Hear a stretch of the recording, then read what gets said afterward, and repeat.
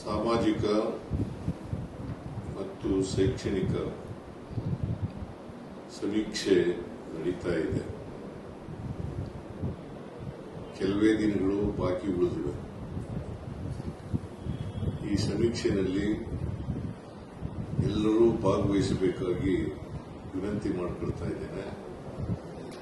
ಕಾರಣ ಯಾಕಪ್ಪ ಅಂತಂದ್ರೆ ಇದು ಬರೀ ಹಿಂದುಳಿದ ಜಾತಿಗಳ ಸಮೀಕ್ಷೆ ಅಲ್ಲ, ಅಥವಾ ಇನ್ಯಾವುದೋ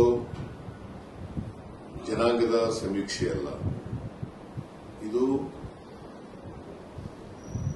ಕರ್ನಾಟಕದ ಎಲ್ಲ ಜನರ ಸಮೀಕ್ಷೆ.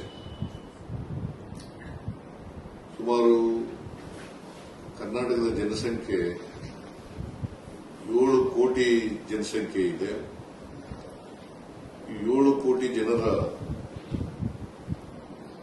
ಸಾಮಾಜಿಕ, ಶೈಕ್ಷಣಿಕ, ಆರ್ಥಿಕ ಸ್ಥಿತಿಗತಿಗಳನ್ನು